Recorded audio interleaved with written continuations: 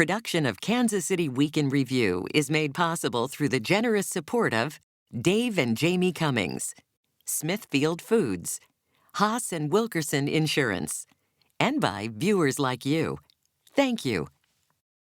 Coming up on this Week in Review special, they make up less than 1% of the country. In states like Kansas and Missouri, barely a fifth of 1%. Yet Muslims in America are causing political alarm bells to ring this election year. I think Islam hates us. More Americans view Islam unfavorably than favorably. Donald J. Trump is calling for a total and complete shutdown of Muslims entering the United States until our country's representatives can figure out what the hell is going on.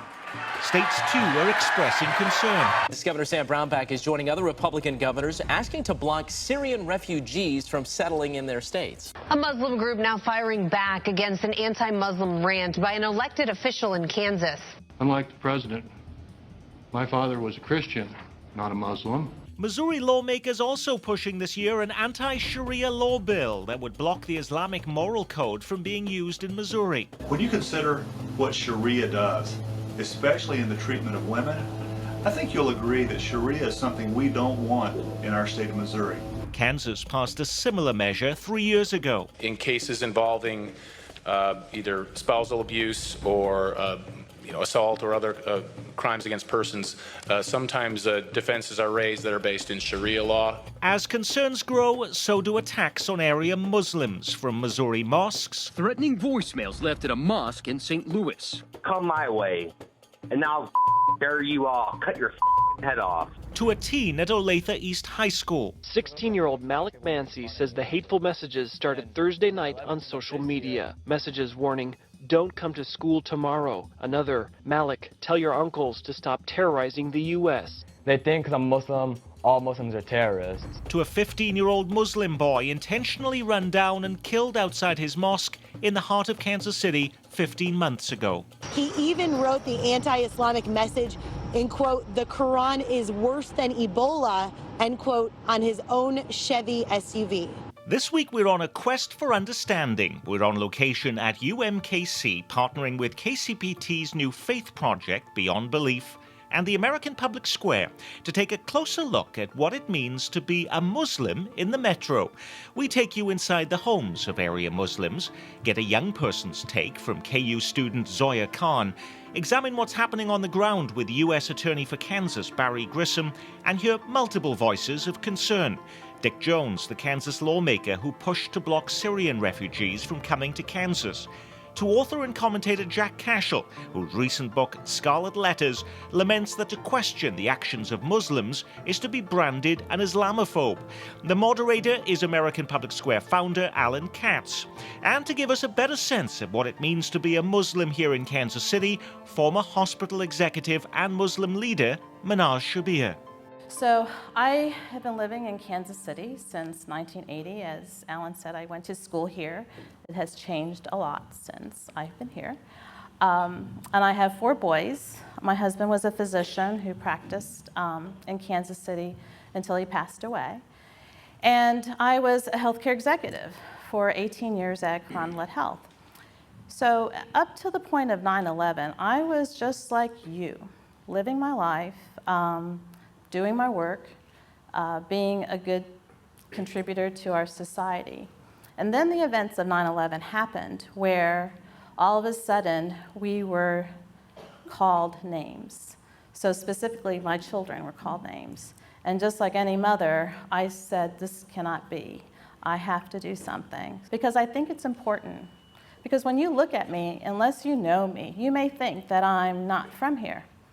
And then you'll hear me speak, and then you'll say, oh, I've had this said to me, you speak so well.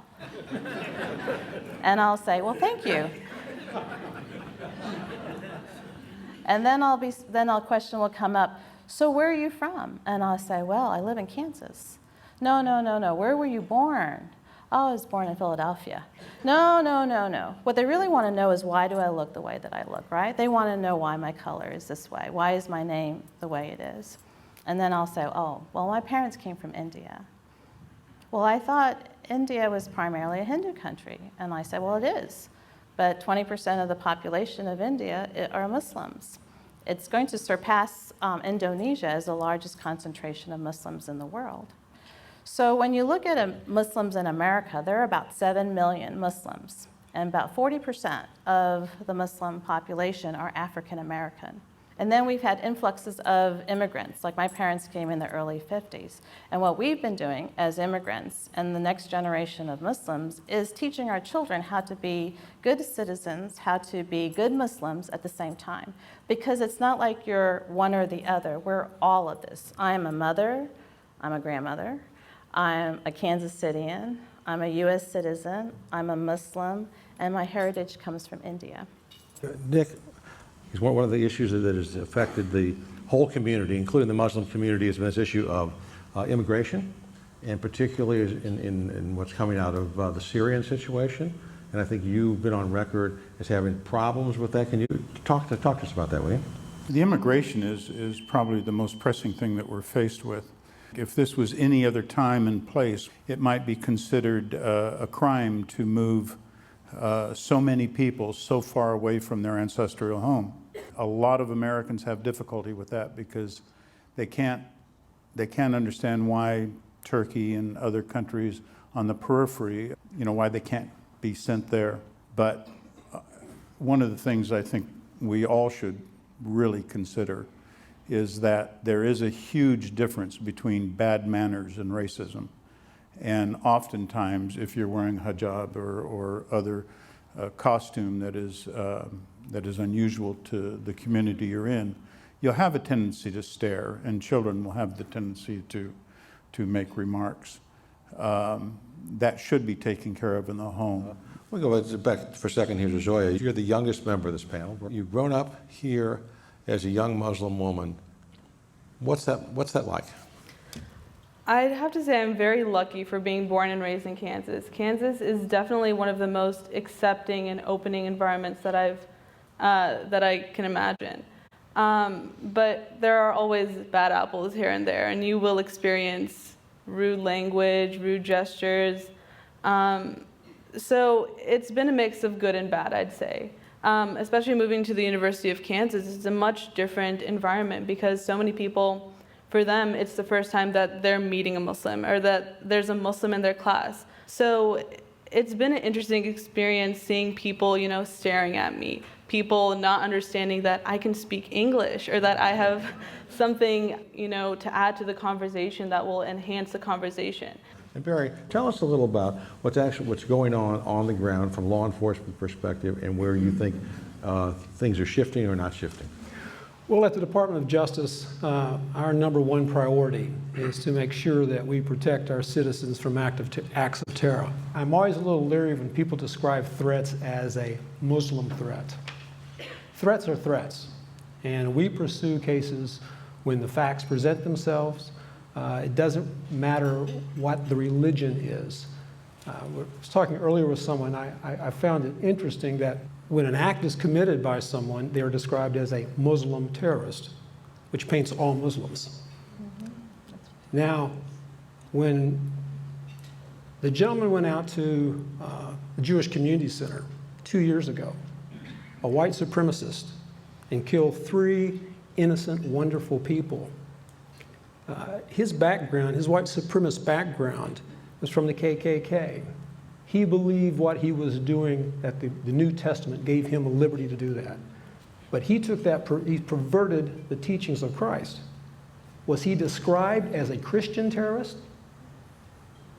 No. Yes. No. No, he was not. You think he was described as a Christian terrorist? Well, I will say this. Let me give you a comparable test. There was a fellow driving around our highways shooting people. Remember this? This made the news for about 3 months straight because he shot, something like 13 cars. He shot 4 different people. And the people in South Kansas City were terrorized by this. The Star invested enormous amounts of resources to find out about this guy, was named Glenn Miller, and tell us all about his background. They interviewed all the people from his past. What happened to the highway shooter? Well, his name was Muhammad Whitaker. And soon as the Star saw that name, Muhammad's story was buried. They never went and said, why? First of all, he wasn't a Muhammad at birth either. They never asked, was there a connection between his being named Muhammad and his turning to acts of terror, as we see happen in like these sudden jihad syndromes that we see, like, for instance, the guy in Oklahoma who chopped a woman's head off. What the Kansas City Star may or may not do, I have no control over. But I can tell you from a law enforcement perspective, that gentleman he described was a terrorist, and he was arrested, he's in prison now. We arrested the guy that did those horrific things. Again, what your religious beliefs are is in a precursor as to whether the Department of Justice will go after you or not go after you. Dick, you've worked in the State Department. You worked around the world, different places. You're now back in the Kansas legislature. Is your sense of things that the religion of the individual committing the crime is a driving force or an incidental and perhaps perversion of that particular type of crime? Certainly religion is a driving force. If we want to call it white terrorism, Timothy McVeigh, those activities pale in comparison to the Islamic terror that we're faced today. And it's okay to say Islamic terror. It's Muslims committing terrorist acts. The list is huge, especially when you consider Western Europe, the United States, and worst of all, within their indigenous countries where these things take place. But you know what? Can I interject here? I don't want to call them by my religion. They have taken, it's just like somebody from the KKK says, this is Christianity and you're a Christian.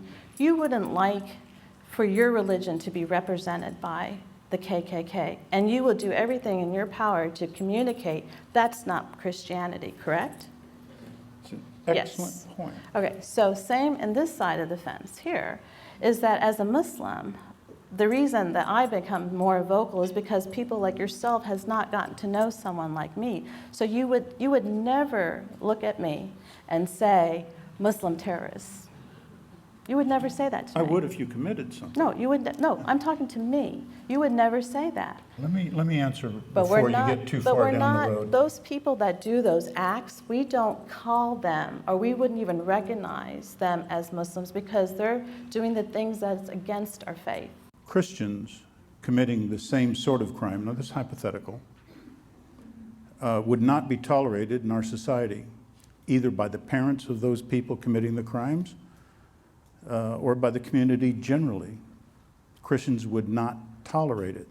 I hold no prejudice towards you or any other Muslim in the world. I've worked in Muslim country for the last 12 years, up to when I left Jerusalem. Did you vote for the anti-Sharia bill?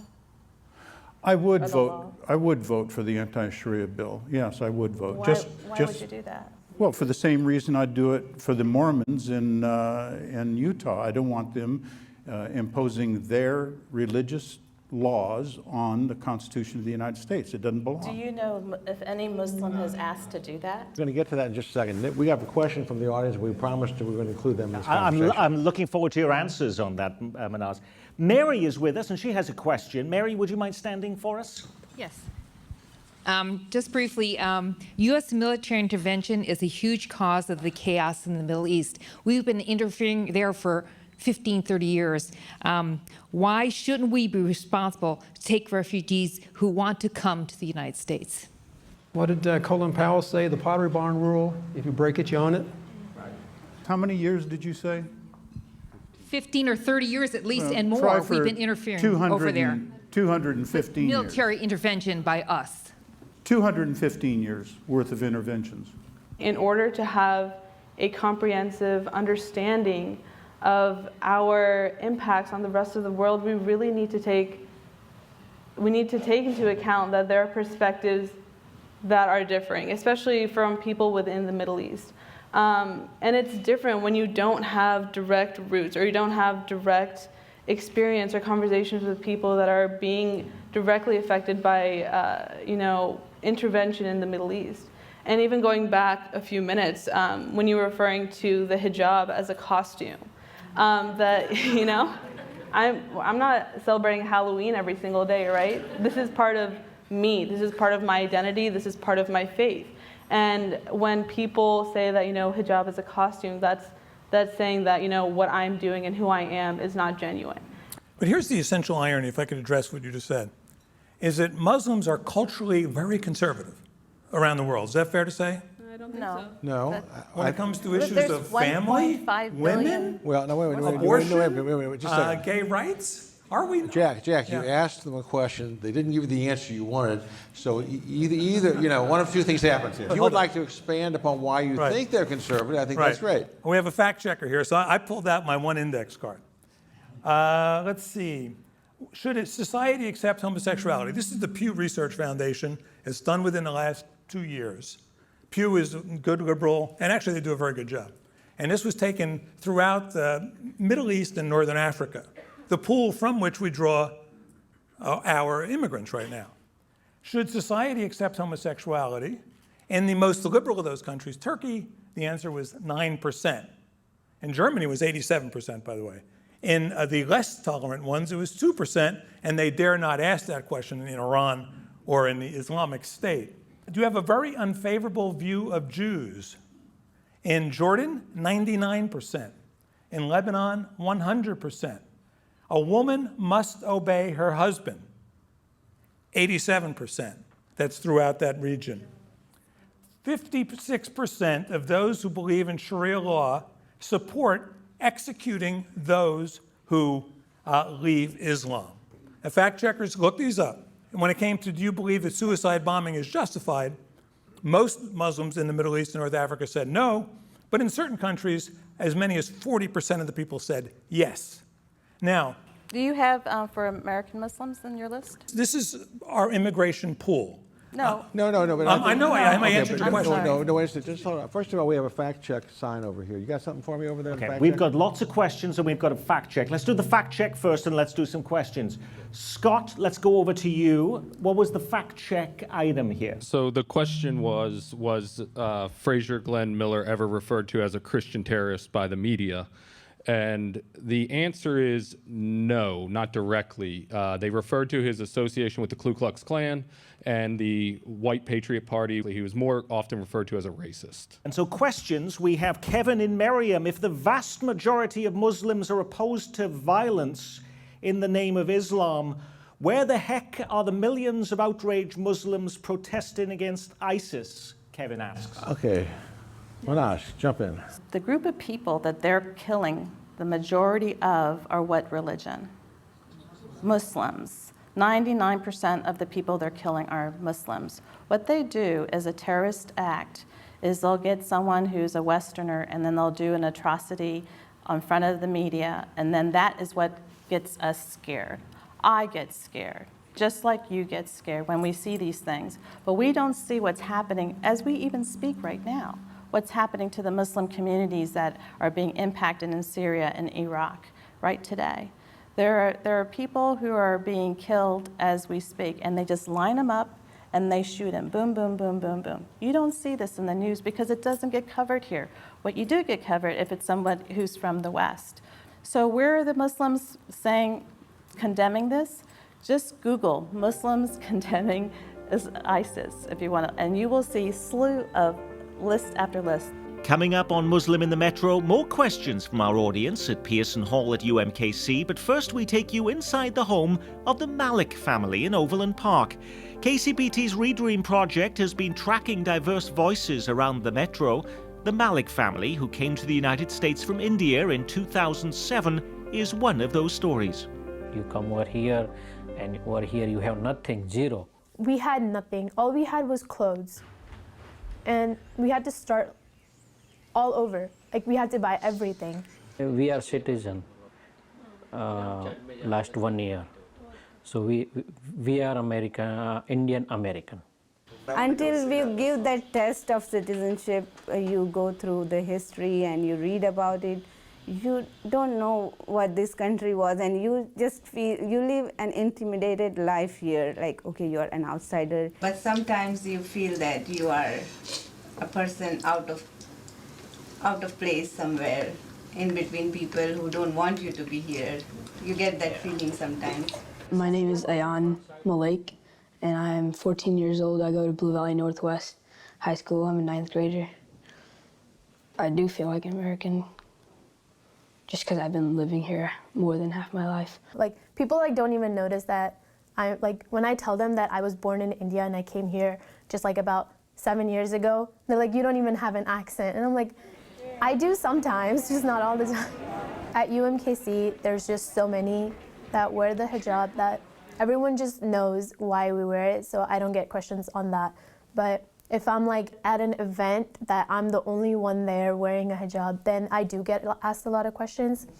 Hijab is a covering which is like covers your hairs and your upper part of your body so that your figure doesn't show up. It's basically that covering which is called a hijab. Hijab, if you translate hijab, is just a curtain. It means a curtain. So you are covering yourself to protect from others. So you are just trying to hide yourself behind that curtain.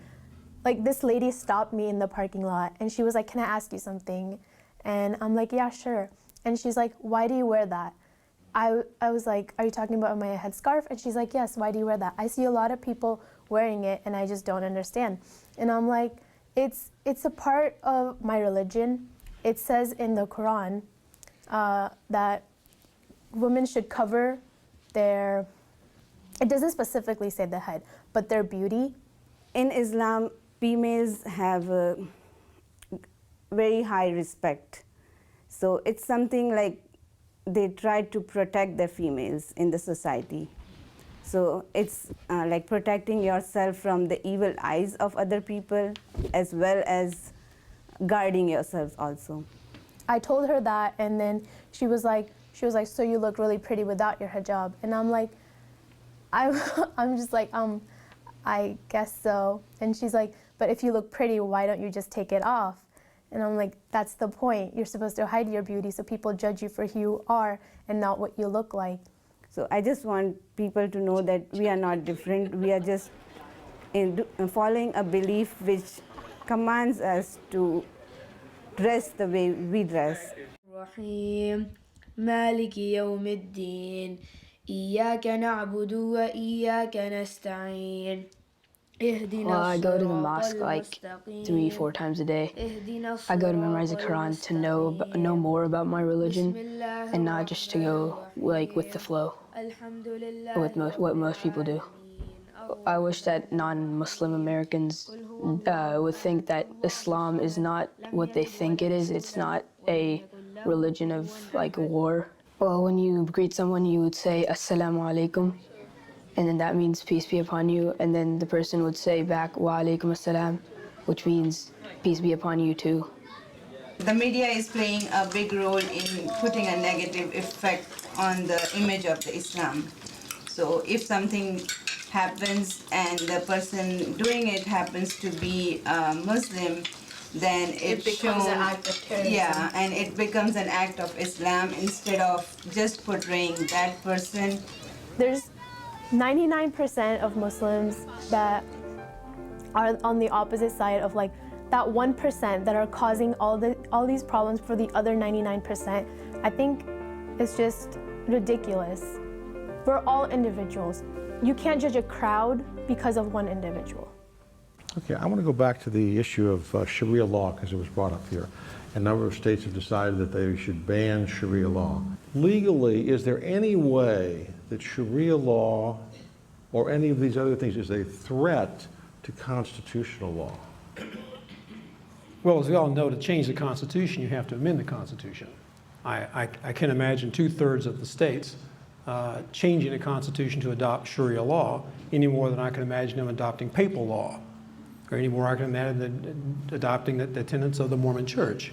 I mean, I see that as a symptom. That is used as part of, it's something that I believe that folks who believe it's a threat, believe it in their hearts.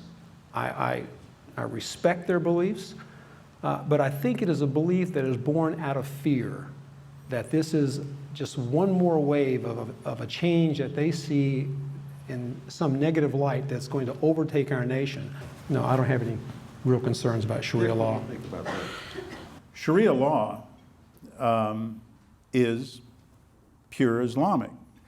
Does it take precedence over the federal laws of the United States, state and federal laws of the United States? Now that's the question. And many Muslims think that it does morally to them. But our laws were established under a Christian ethic, and we're very possessive of that. Muslims want to maybe have their say in that as well. And maybe eventually that will come to pass. It's this fear that he's talking about, that we're trying to take over, and we're not trying to take over. We're trying to put our Sharia law Sorry, I don't think into you're listening to me. No, I did hear you. The law that I feel that folks are trying to impose upon us right now that I find very frightening, and we have prosecuted people, is sovereign citizens. I mean, you know, the Clive Bundys of the world. I mean, they're armed. They're out there. They're American citizens who disavow our Constitution and our government. They believe that our government is merely a corporation. When they come into court, if there's not gold fringe around the flag, it's not an admiralty flag. It's the most bizarre set of beliefs you can imagine, but there is a huge following, particularly in the West. I fear those folks because, I mean, they are here and they are armed. At the Bundy Ranch, all those folks were armed. They were all former Army military. I'm not talking about 40 and 50-year-old guys. These are Iraq veterans, Afghan veterans who understand chain of command, understand military tactics.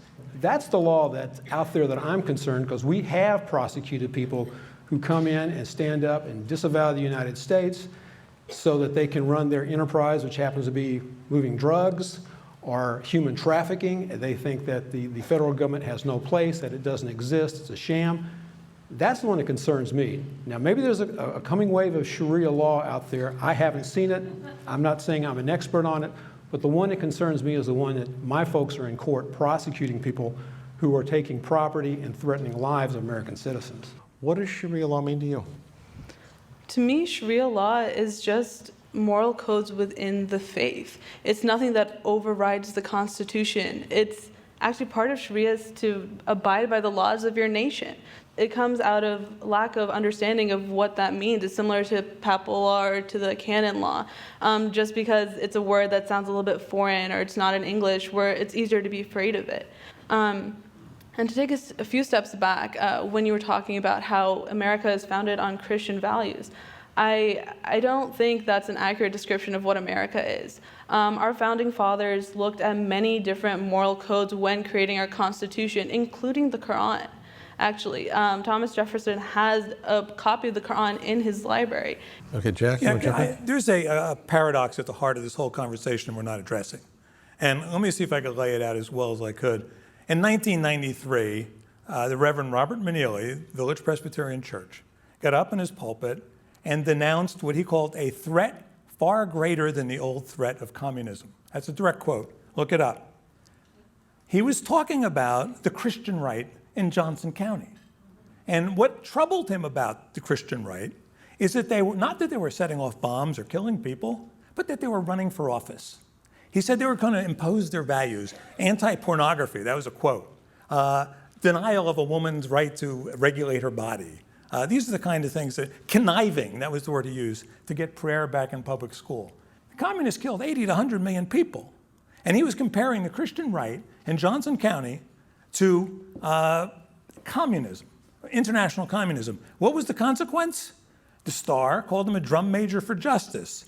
The Johnson County Sun ran his speech in full. The New York Times excerpted it. And he won the Harry Truman Good Neighbor Award for saying that. And I had to ask, who came in second that year? Bob Berdella? I mean, this is crazy. But the same values that when Muslims bring these values into the marketplace, we make believe that they're not conservative, they're not traditional. Even the two Muslims here on the stage are telling me that this is not a traditional conservative religion, it's not to the traditional side of Christianity.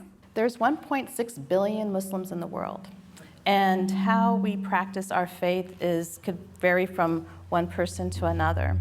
My brothers will practice a little different than how I practice. My parents will practice a little different than I practice. So just even amongst my immediate family, there's going to be differences. So for example, I decided to join the Women's Political Caucus.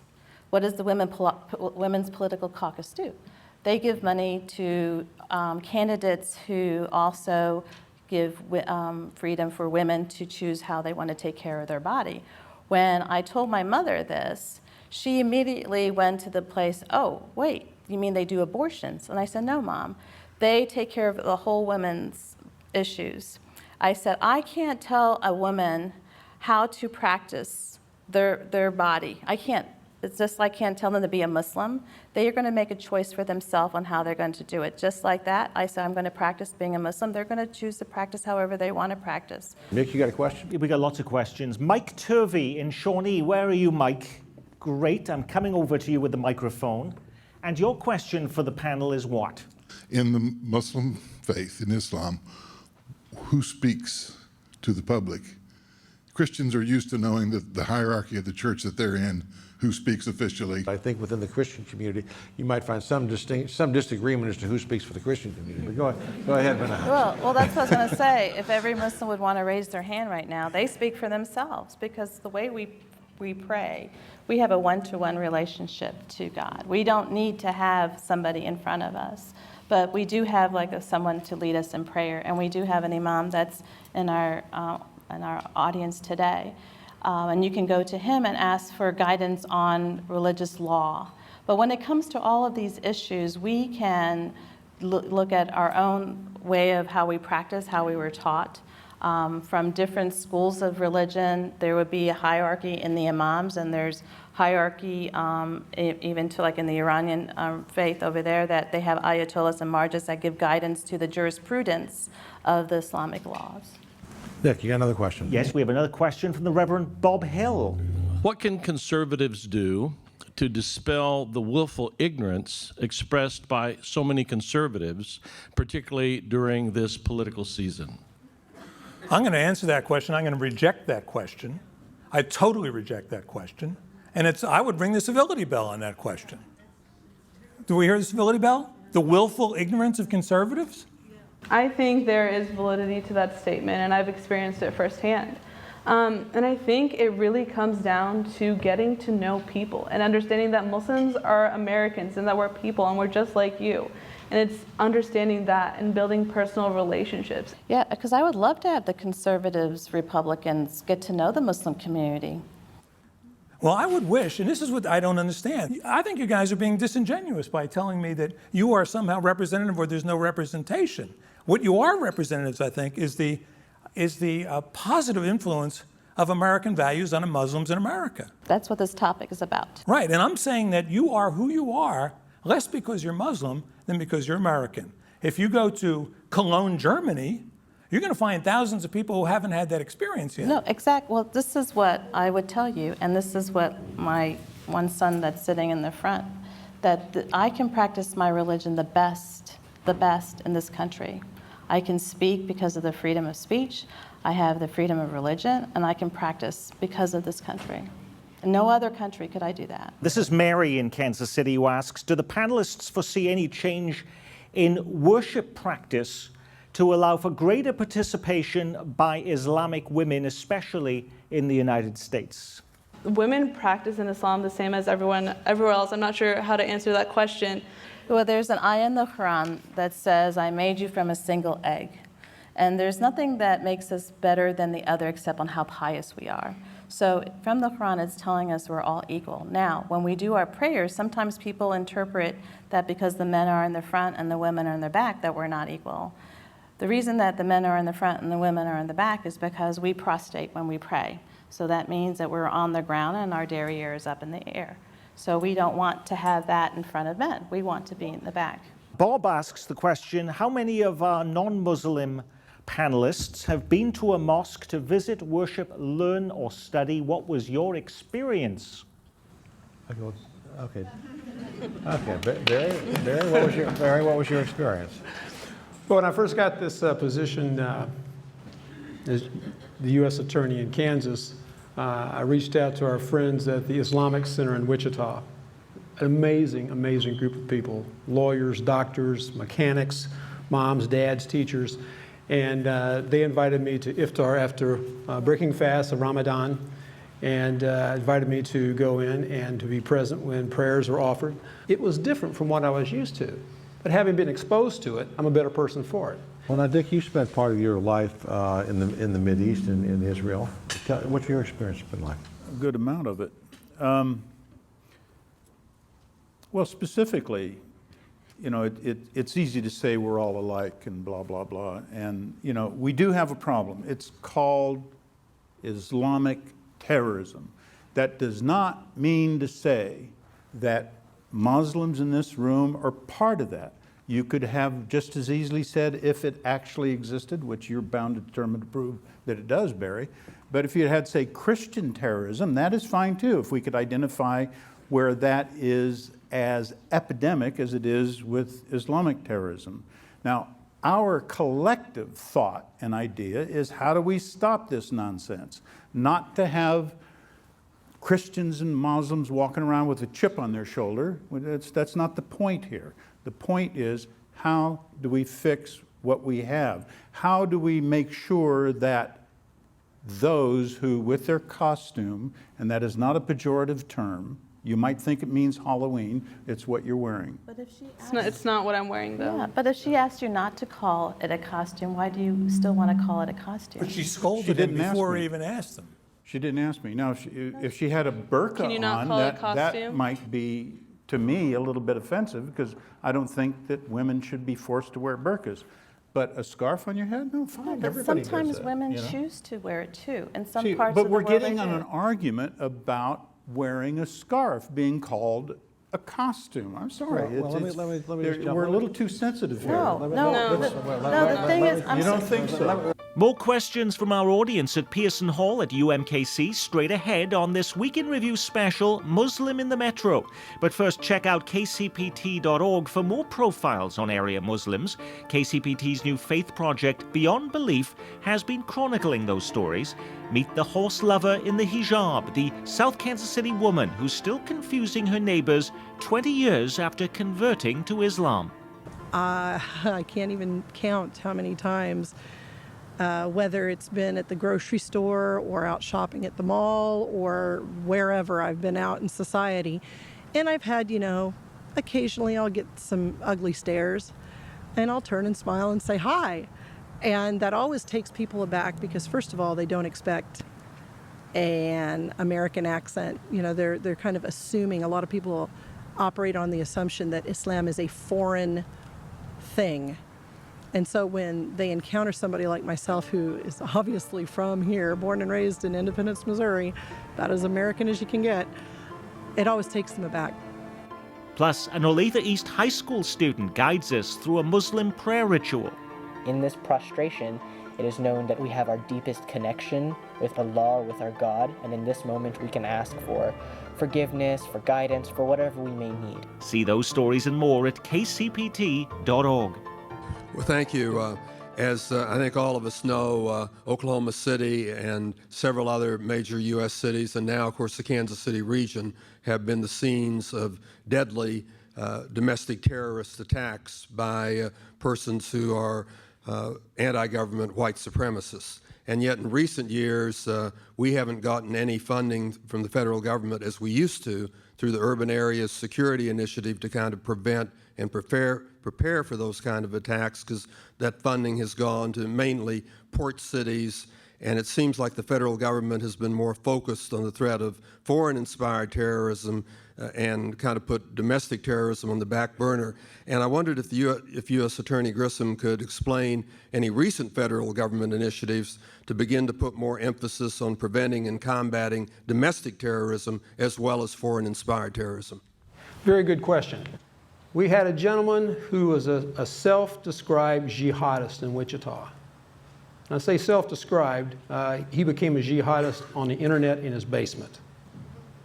He never went to mosque, he never prayed, he never fasted, but he latched on to that perverse notion of being a jihadist. People say, well, you know, shouldn't have been something that told you that he was out there? You know, we talk about profiling. Well, tell me if you could catch this guy. He's 50 years old. He's white. He's employed as an avionics technician at Wichita, Mid-Continent Airport. He's married. He's never had any involvement with the criminal justice system. There's not a red flag there. I can't go into how, but we got lucky because he wanted to drive a truckload of explosives into Mid-Continent Airport. His goal was to kill or maim 500 people. TSA said he was way below, anywhere from 12 to 1,500. That was here in Kansas. We had a young man in Topeka who wanted to join the military so that he could kill American soldiers. This kid went to Topeka High. We were able to stop that young man. And that was because of the focus that we put back on domestic terrorism, that if those two individuals had existed maybe 7 or 8 years ago, we were kind of, had our eye off the ball, one of those things might have happened, and that would have put Oklahoma City to shame.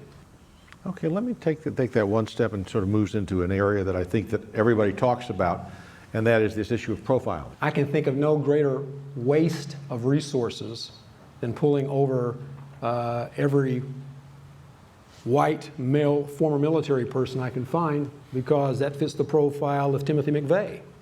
Alan, my father was a cop. All cops profile, all in one way or another. For instance, when they're looking for thieves and murderers, they only look for men, and women are left out of this equation. Just for starters, that's a gender profile that should offend at least someone in this group. Now, when you go through the airport, we don't profile, and that means that your 80-year-old grandmother is just as likely to be searched as the 25-year-old from Yemen who is walking through the screener. If you're talking about an intelligent use of resources, I would say, at your airport, we had 19 hijackers on September 11th. All of them fit a profile. None of them were women. All of them were between 20 and 40, and all of them were of Middle Eastern origin. Of course, they're going to keep a sharper eye on those people, and they ought to. Minash, you're head of the Police Chiefs Independent Citizens Advisory Board here regarding racial profiling. Yeah, I have a police ID. You think there's Muslim profiling that goes on here? Not in Overland Park, which I can speak to specifically. I think there's profiling against people with Missouri license plates in Overland Park. Check that one out. I just stopped yesterday. Zoya, do you feel, from a student standpoint, do you have a sense that you all are sort of singled out for anything? Absolutely. I have had personal experiences with the police department, at least in Lawrence, where, things can be questionable as to why I was pulled over or why there were 2 extra police officers standing on the doors of my car when I was getting a ticket for stopping at a stop sign. So, there are instances like that, make you question, why am I being questioned for being myself? But the bigger one is like when you're applying for a job.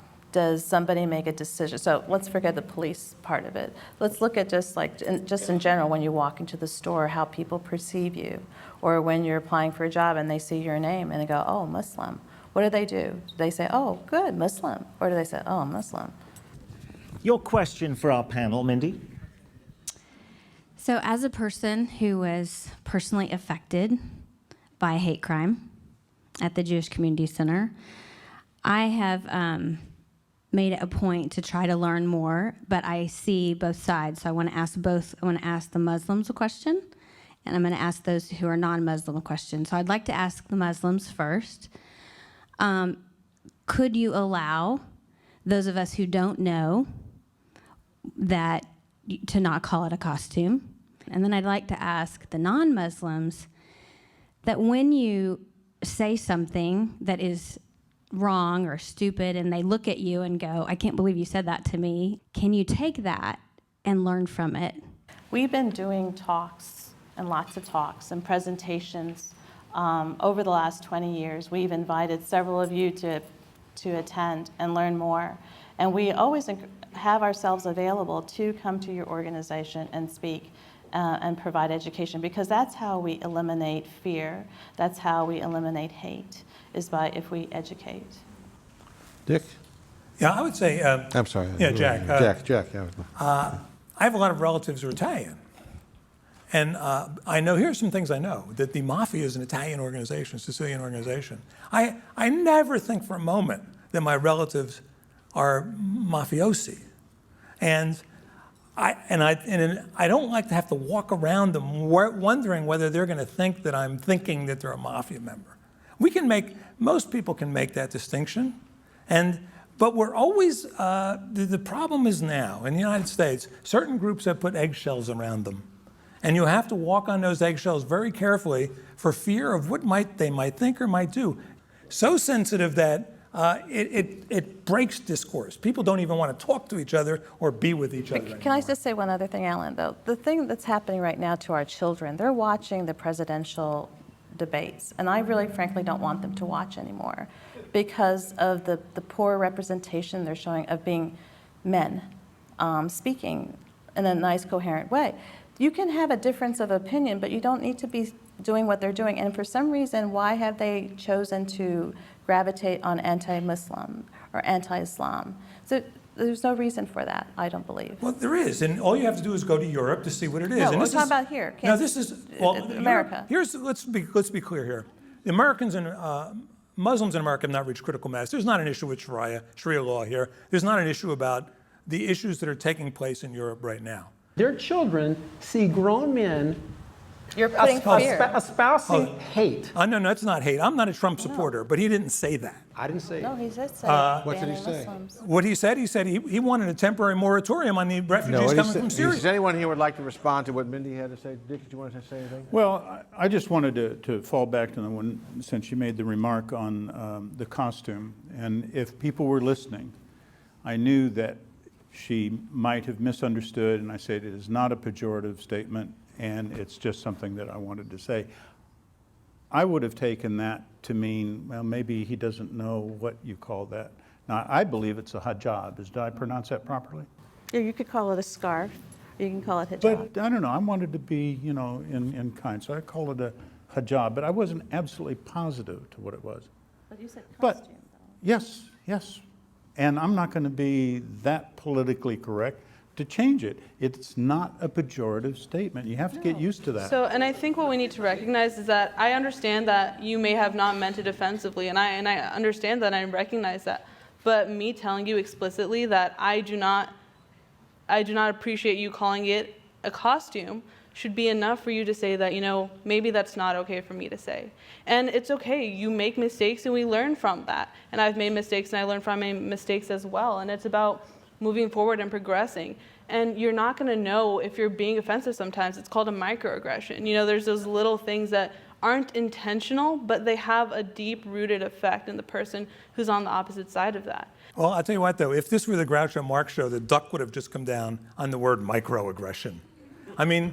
Have you ever been on the opposite side of a microaggression? I've been on many. I'll tell you what, you can read my email account. I'm going to show you some real macroaggressions. In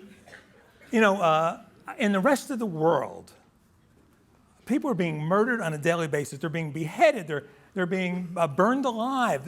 Okay, but Christians, that doesn't happen Hindus, here. Muslims. But Jack. Hold it. And here we are worrying about microaggressions. Is that we even have the word? Jack, first of all, we're talking about Muslims in this community. I'll go to the next question. If the evening topic is Muslim in the metro, why are we talking about terrorism? Muslims are a dynamic group of people. What contribution do Muslims make to enhance this metropolitan area? Thank you for that question. Because I was wondering when we were going to get to that topic.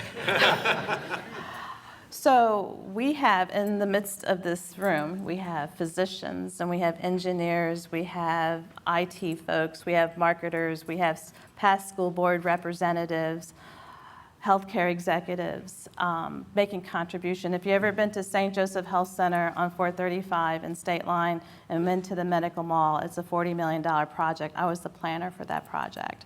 So just like in that, in our own little way, in our quiet ways, we've been doing our work. So in the city, there's about 30,000 Muslims in this area, and they've been living here for many decades now. Nick. Yeah, we're at the fact-checking table, and we have a fact-check. Scott. Yeah, so on the Donald Trump point, on December 8th, according to CNN, he asked for the total and complete shutdown of Muslims coming into the U.S. Finish that sentence. Until our country's representatives can figure out what is going on. Okay. So Right. based on that, actually, Ben in Shawnee had a question. So how exactly does one test for Muslimness? Is a ban on Muslim immigration or any other broad-based religious test for entry into the United States at all enforceable? Of course it is. It's a violation of the Constitution to not allow that. 100 and some years ago, there was a group called the Know Nothings, and they wanted to ban all Catholics from coming into this country. They thought the papacy was going to take over our government. So things haven't changed on a lot of different levels, but no, you cannot use a religious test to deny somebody entry into this country, if that's the only reason you're trying to deny them entrance. This is more directed to Representative Jones. First, before I ask my question, I would like to thank you and thank all the panelists being here today and giving your thoughts. My question is, earlier on we were talking about kind of the media and kind of public knowledge about Islam. What do you think can be done to counter and inform more about the American public about what Islam and what Muslims are that the media fails to cover? Well, we've already heard from Jack his complaints about what the media didn't cover, and so maybe it comes across the board. But I think the question was directed to you, Representative. Yeah, I think, the only sure way that you can have a good effect is be a good citizen. I wouldn't honestly start a big community campaign to show that you are good Americans. I mean, that should be taken for granted. The problem that you face and that your community faces, and this isn't the single biggest problem, but it is a big problem, is the media. Almost every one of us here have formed our opinions on our candidates and what other social interests that the media wants to throw out at us, and we start taking that as the gospel. And you're right. I think to say Muslim terrorism, Islamic terrorism, is perfectly all right with me, but I can see where it's very sensitive issue with your community. But you have to understand how I'm looking at it. I am not trying to isolate everybody that wears a hijab. Thank you. Thank you. I'm not trying to isolate everybody that looks different than me.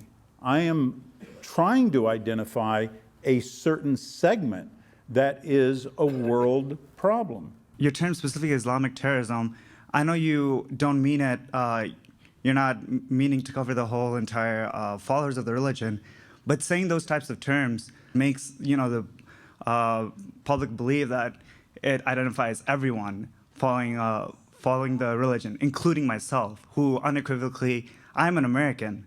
But if I could interject, you have places called the Islamic State that are actively engaged in terrorism on a daily basis. To make believe that they are not, they see them, what there is not in the Islamic world is a supreme authority who dictates what Islam is. We can agree on that. These guys think they're the real deal. What one chooses to call oneself is not necessarily the only test that we have to apply. No, I know, but that is, I hate to say this, but there is an element of disingenuousness about this conversation tonight, and that's a representation thereof. But there are millions, and I'm sorry about this fact, there are millions of Muslims who subscribe to ISIS or believe in ISIS or believe in the Islamic State or believe in Al-Qaeda. And for us to make believe that there's not some religious thread to this is to Jack, deceive ourselves. I think what's maybe disingenuous is to sort of just blithely say there are millions of Muslims. Well, you know what? I don't think you got a fact check on that? I'm not saying there are millions of members of ISIS, but millions of people who subscribe to that philosophy, sure. Do we have anything on that, Scott? Scott, you had a figure on that? Yeah, so Pew says 63 million Muslims support the Islamic State in 11 Muslim countries polled. Also, by the way, getting a lot of complaints on why the civility bell wasn't rung when the media was disparaged earlier. Clearly, they cannot be part of the problem. Okay, all right. There's open season. I have a question. Go ahead. Would you ever be interested in having a group of Muslims come to Topeka and to help do some education about the Muslim community so that our legislators have a better idea? Because right now, I feel like we are not part of that because of maybe the political spectrum, and I would really like to help, and I know a lot of us would love to be part of that. Would you be able to host something and invite your colleagues to be part of that so we could do the education that Mindy was just speaking of? Well, until tonight, I didn't even think that we had a problem, but maybe we do. I don't know. I would have to find a venue, and yeah, in fact, I think there is a venue. Thank you. And I will ask if they'd be interested in it, and it'd be a nice approach. That's going to have to be close to the last word. In closing, I want to thank each one of you for participating in this panel. We do have something for each one of you, if someone will bring it up here, which is a civility bell. And we hope you'll keep it in your office, and when someone in your office is just getting too vitriolic, you just hit the bell, and that will be the sign. That's 5 or 6 people a day. And I think some of the people on this panel will have plenty of use for them. Thank you.